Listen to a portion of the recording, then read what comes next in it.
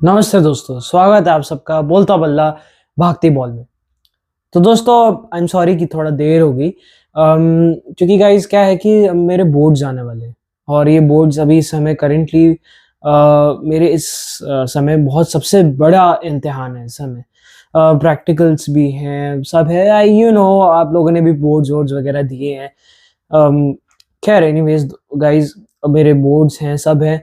तो थोड़ा-सा मेरे को अभी इस समय इसीलिए बहुत देर बाद जो वीडियो आ रही है, अभी रिकॉर्डिंग कर रहा हूँ। आज टाइम मिला है तो इसलिए आज मैं रिकॉर्डिंग कर रहा हूँ वीडियो की।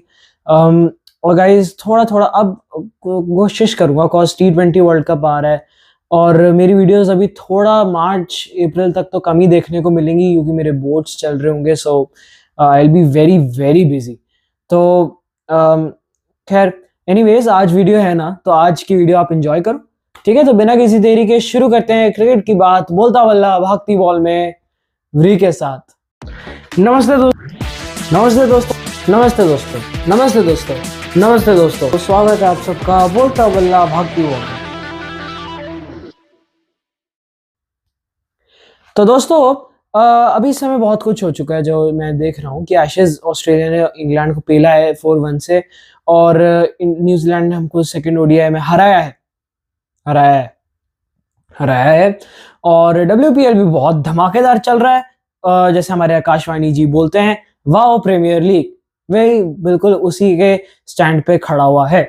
खैर एनीवेज डब्ल्यूपीएल बहुत धमाकेदार चल रहा है, एशेज़ की ज़्यादा बात करने की ज़रूरत ही नहीं है क्योंकि यही होना था जो हो गया है। बाकी इंडिया वर्सेस न्यूज़ीलैंड की सीरीज़ थोड़ी-सी एक्साइटिंग तो है, मानो या ना मानो, थोड़ी एक्साइटिंग तो हो चुकी है क्योंकि तीसरा वनडे में दोनों टीम्स एक-एक मैच जीत के आ रही हैं। 1 ऑल के डिसाइडर पे खड़ी हुई है ये सीरीज़ और इंदौर एक ऐसा ग्राउंड है दोस्तों जहाँ पे बहुत ज़्यादा छक्के लगते हैं। क्यों?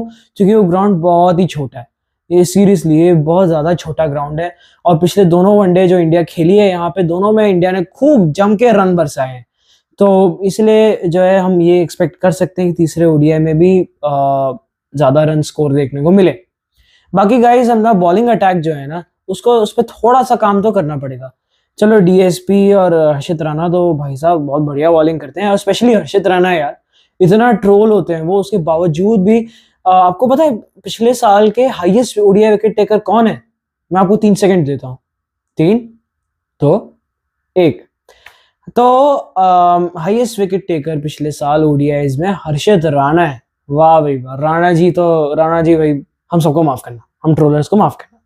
खैर बहुत अच्छी बॉलिंग कर रहे हैं हर्षित राणा, लेकिन यार जो 284 का स्कोर है वो डिफेंड तो होना चाहिए था। कोई बात नहीं, इट्स ओके, कभी-कभी हो जाता है, नहीं होता डिफेंड, जैसे उस दिन नहीं हुआ था। खैर इट्स ओके।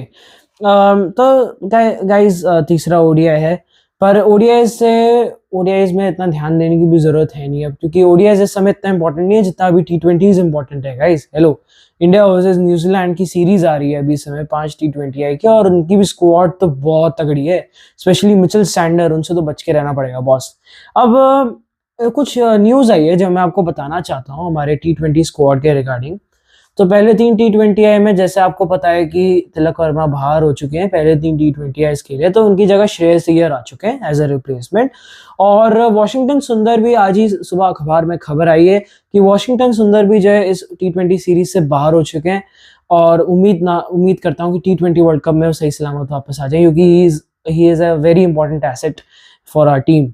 खैर एनीवेज उनकी जगह जो है बिश्नोई वापस लेके आएगी क्योंकि ऐसा कहा जा रहा है कि लाइक फॉर लाइक रिप्लेसमेंट मिलना मुश्किल था क्योंकि रियान पराग को भी क्लियरेंस नहीं मिली है। वेल ऑल्दो मेरे हिसाब से कृणाल पांड्या को ज़रूर ट्राई कर सकते थे पर कोई बात नहीं, इट्स ओके।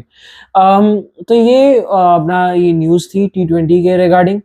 बाकी जो तीसरा ओडीआई मैं तो इतना ही कहूँगा भाई कि तीसरा ओडीआई पे मैं इतना कहूँगा बॉलिंग अटैक में प्रसिद्ध कृष्णा की जगह अर्शदीप सिंह लेके आओ। ऑल्दो हाँ, प्रसिद्ध कृष्णा आप ये ज़रूर कह सकते हो कि विकेट्स ले रहे हैं लेकिन पर इकोनॉमी कुछ ज़्यादा ही है यार। हाँ, कभी-कभी ये अभी इतना ना हॉन्ट करे क्योंकि वर्ल्ड कप बहुत दूर है, लेकिन जब वर्ल्ड कप पास में आएगा तो ये चीज़ बहुत हॉन्ट करेगी।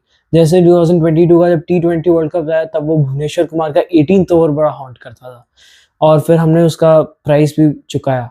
तो इसलिए यही है दोस्तों कि थोड़ा ये गलतियों में ध्यान देना पड़ेगा हमको और अगर हमें बेस्ट टीम बननी है तो, जो कि हम ऑलरेडी हैं, लेकिन अगर हमें और अपना ठोस जमा के रखनी है व्हाइट बॉल क्रिकेट में, तो ये सब गलतियों पे ध्यान देना पड़ेगा यार। स्पेशली फील्डिंग भी मैं देखता आ रहा हूँ, हमारे पिछले 2 साल से फील्डिंग उतनी अच्छी नहीं रही है। सीरियसली गाइस, इतनी अच्छी नहीं रही है, बहुत कैचेस छोड़े। एशिया कप में भी आप लोगों ने देखा कि कैचेस छोड़े। अब मुझसे ये मत कहना आप लोग कि अरे यार दुबई के स्टेडियम में तो वो लाइट सी, नहीं। जिस हिसाब से हमारी फील्डिंग यूनिट है, उस हिसाब से पकड़नी चाहिए थी यार वो कैचेस। खैर वो अलग बात है, उनका मन नहीं कर रहा था, वहाँ टाइम पास के लिए गए थे हम लोग, लेकिन स्टिल पकड़नी चाहिए यार। कैचेस विन मैचेस कहते हैं ना, कैचेस विन मैचेस। तो बस भाई ये थोड़ा कैचेस पकड़ो यार, और ऑपोजिशन को चोक करो, वैसे ही चोक होकर पड़ी हुई है। खैर, तो दोस्तों मेरे हिसाब से तीसरा ओडीआई कौन जीतेगा, इस पे बहुत बड़ा सवाल है। तो मेरे हिसाब से इंडिया ही जीतेगी, और न्यूजीलैंड, हाँ हालांकि New Zealand will give a fight, लेकिन पर मेरे हिसाब से तो इंडिया ही तीसरा ओडीआई जीतेगी, और ये सीरीज इंडिया ही जीतेगी। बाकी आपको क्या लगता है? बाकी इस साल से मैं कुछ नया चीज करने की सोच रहा हूँ कि हर मैच में जब भी हम बात करें तो हम लोग हाईएस्ट रन गेटर और हाईएस्ट विकेट टेकर के बारे में बात करें, और हाँ जो सबसे ज्यादा कैच कौन पकड़ेगा उस पर भी बात करें। तो दोस्तों तीसरा ओडीआई में जो सबसे ज्यादा रन बनाएगा, मेरे हिसाब से जो सबसे ज्यादा रन बनाएगा वो बनाएगा रोहित शर्मा। रोहित शर्मा बहुत रन बनाएंगे, क्योंकि मुझे लग रहा है कि जिस हिसाब से दोनों रोको फॉर्म में हैं, एक ना चले तो दूसरा तो चलता ही चलता है यार। तो मेरे हिसाब से तो Rohit Sharma is going to score big in this ODI. बाकी Rohit Sharma highest run getter, और हाईएस्ट विकेट टेकर कौन होगा हमारा? वेल अगर अर्शदीप सिंह खेले तो वो हो सकते हैं क्योंकि अर्शदीप सिंह के नई बॉल से उनको स्विंग कराना जानते हैं वो, और लेफ्ट हैंडर्स के सामने, लेकिन न्यूजीलैंड की टीम में लेफ्ट हैंडर्स भी बहुत हैं, तो हर्षित राणा भी हो सकते हैं। तो इसलिए हाईएस्ट विकेट टेकर हर्षित राणा स्लैश अर्शदीप सिंह, इन दोनों में से कोई भी एक हो सकता है। मैं दोनों में कंफ्यूज हूँ। आप लोग बोलोगे मोहम्मद सिराज का नाम क्यों नहीं लिया? वेल नाम तो ले लेता, लेकिन पर अभी इस समय हर्षित राणा ही उनसे ज्यादा बेटर परफॉर्म कर रहे हैं। I am sorry to say that guys, पर वो उनसे ज्यादा बेहतर परफॉर्म कर रहे हैं टू बी ऑनेस्ट। बाकी हर्षित राणा और अर्शदीप सिंह के बीच कोई भी हो सकता है, अगर अर्शदीप सिंह खेले तो, जो कि मुझे नहीं लगता कि खेलेंगे, तो हर्षित राणा को ही रख लेते हैं। एनीवेज, अब को बात करते हैं सबसे ज्यादा कैच कौन पकड़ेगा भाई साहब। मेरे मन में तो इस नाम पे एक ही नाम आता है मेरे उसमें, ग्लेन फिलिप्स। ग्लेन फिलिप्स जो है पकड़ सकते हैं, और ग्लेन फिलिप्स बहुत सारी कैचेस पकड़ सकते हैं। इधर उधर कूदते रहते हैं, इधर उधर जो है उनका बस चले तो यहाँ से लेके पता नहीं कहाँ तक कूद जाए, और वो ऐसे कूदते रहते हैं कि जैसे मान लो रबड़ की तरह कूदते हो। जॉन्टी रोड से कंपैरिजन नहीं करना चाहता मैं, और मैं करूंगा भी नहीं, क्योंकि मुझे नहीं करना। और पर फिर भी मुझे लगता है कि Glenn Phillips is an exceptional fielder, और मुझे यही लगता है कि ग्लेन फिलिप्स ही कल सबसे ज्यादा कैचेस पकड़ेंगे। और ऐसी वैसी नहीं कि ऐसे हाथों में आगे, नहीं, ऐसे उड़ उड़ के पकड़ेंगे ना कैच की, पता भी नहीं चलेगा। खैर, ये 3 बात हो गई।